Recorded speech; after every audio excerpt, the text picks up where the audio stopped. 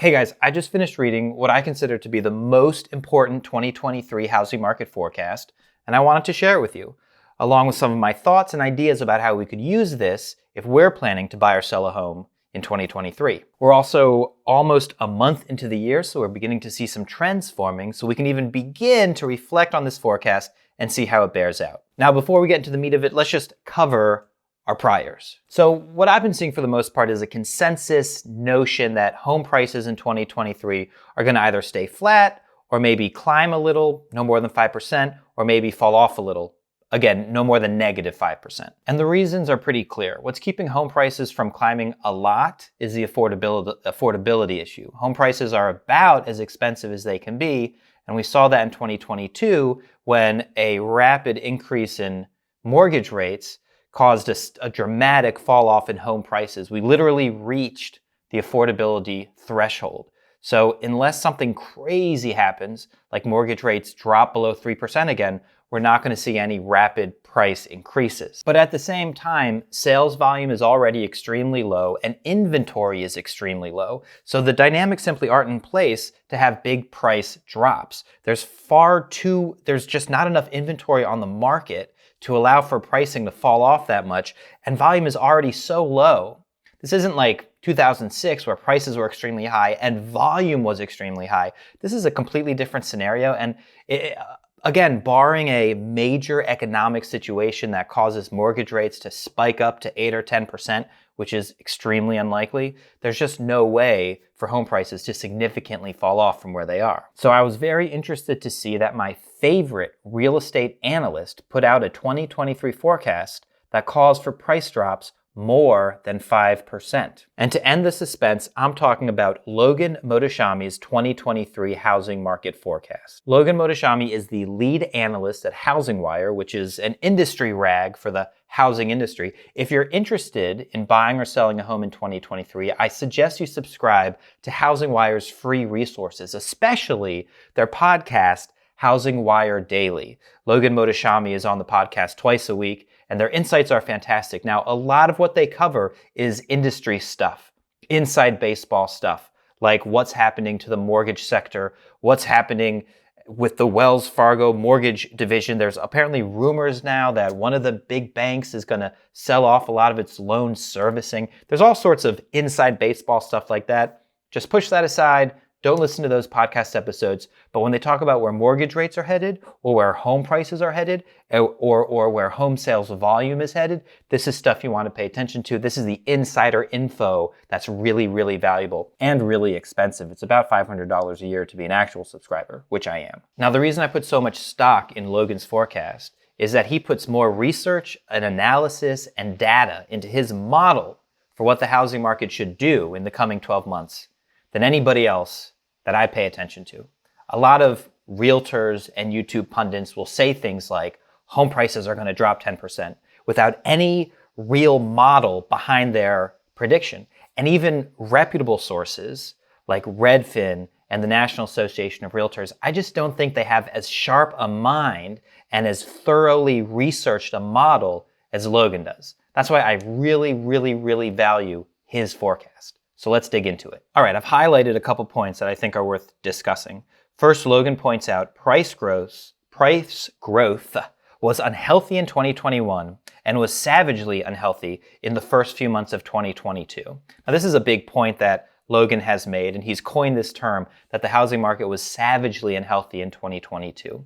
And this refers to a misconception that a lot of people have. I think a lot of people think that realtors were ecstatic in 2021 and 2022 as home price growth was so big. And admittedly, the beginning of 2021, the first 3 quarters of 2021 even, were pretty exciting. But come the 4th quarter of 2021 and all of 2022, the market was moving so quickly, and price gains and then drop-offs at the end of 2022 were so fast, it was head spinning.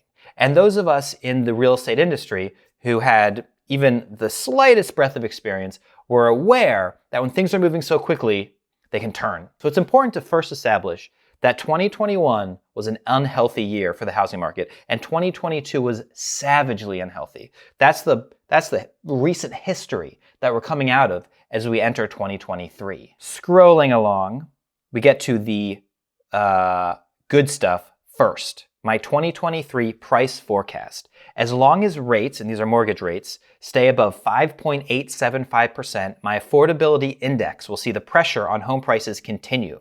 For 2023, assuming rates stay above 5.875, we should see a 5.9% to 7.4% national home price decline. The higher the rate from this level, the more significant hit to affordability we will see. So Logan's baseline prediction is for housing prices to decline 5.9 to 7.4%. You know what? Let's just round that up to 6 to 7.5% price declines predicted for 2023 by Logan Mohtashami. Now, what I really love about Logan is that he bases his metrics on other metrics. So he's saying that this is what he expects so long as mortgage rates stay above 5.875%, which of course immediately leads us to the question, will mortgage rates stay above 5.875%?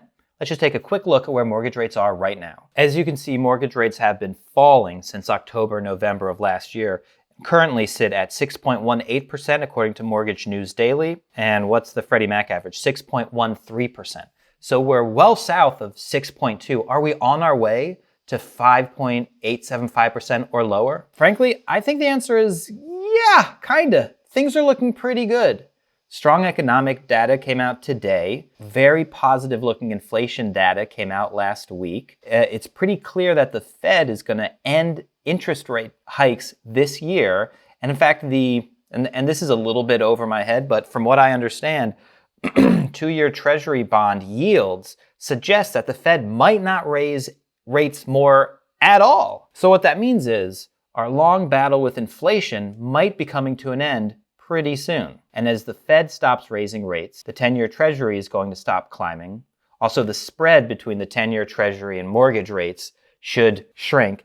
And I think we will drop under 5.875% this year as far as mortgage rates go. Now, I made a whole video that digs into all of the buzzwords I just said, 10-year Treasuries, the spread, mortgage rates, the Fed rate, blah, blah, blah, and explains the relationship between all of them. I'm going to put a link right there. So if you're interested in learning more about how all these rates work together, check out that video. Let's get back to Logan's predictions. Here we go.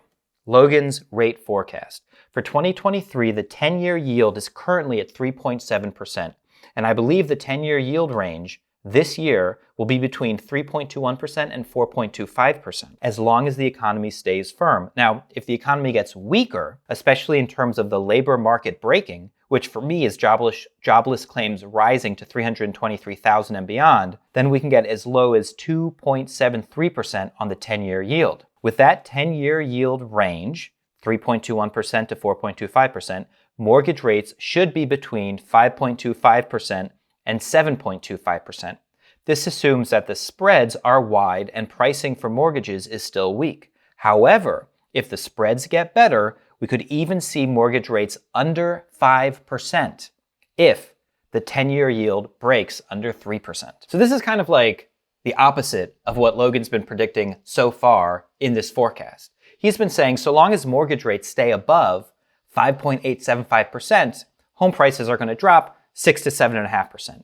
But here he is making the case that it's possible we could get mortgage rates below 5%. What's interesting here is that a 10-year yield correlates with a strong economy. If the economy doesn't get too weak, yields should stay up and mortgage rates will stay up. However, if the economy really starts to go into recession, as evidenced by jobless claims rising to 323,000, according to Logan's estimation, the 10-year yield will actually drop, and if spreads drop with it, mortgage rates could fall below 5%. So strangely, going into a recession, which you think would hurt home prices by leading to less demand because people have lost their jobs, can actually also improve home prices because it will lower mortgage rates to numbers we haven't seen for quite some time and will pull more buyers into the market. Moving on, next we get to Logan's estimate for housing inventory.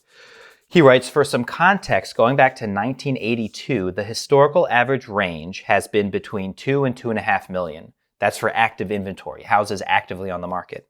We are currently at 1.14 million. And the all-time low was 860,000 at the start of 2022.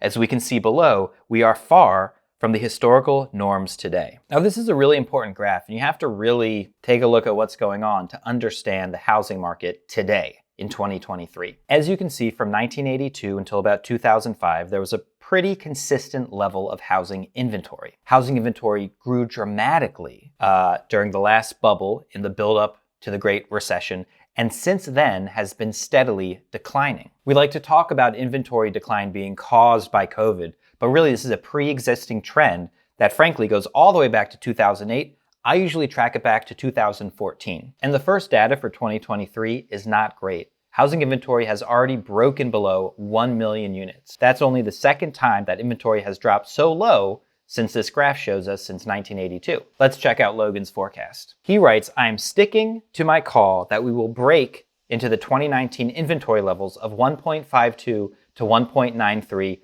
million homes for 2023. And there's an interesting point to take away here. Logan predicts that housing inventory will grow from the current level under a million up to 1.5 to 1.6 million. That's a 50 or 60% growth of inventory, but it still only brings us back to 2019 levels. Just as a reminder, during the last housing crash, there were 4 million homes on the market. So yes, inventory is going to go up this year, but not to a level that could even come close to threatening a market crash. It'll come up to a level that will bring days on market north of 30 for the first time in years and give buyers some options and some time when they go out looking for a home, as opposed to last year when the market was savagely unhealthy and buyers had neither options nor time. All right, moving along, we get to Logan's broad statement for 2023 regarding the economy en toto. If you'll excuse me, I need to pop in a cough drop. I have a young daughter at home, and I feel like I've been sick for the last 3 months with all the germs she brings home from school. That's soothing. Logan concludes in discussing the economy as a whole for 2023. We can avoid a recession in 2023 in the US, but this would require the growth rate of inflation to fall, which it should.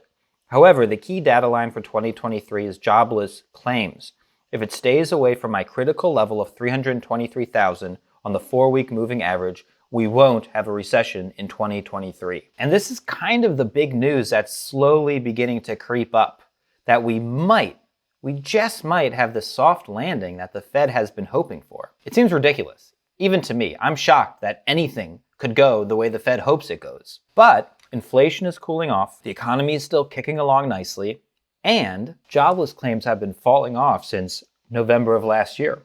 In November, the actual jobless claims number came into 241K, and you can see we're now currently at 186K with our most recent data. Subscribe for more videos with intelligent market data and smart analysis.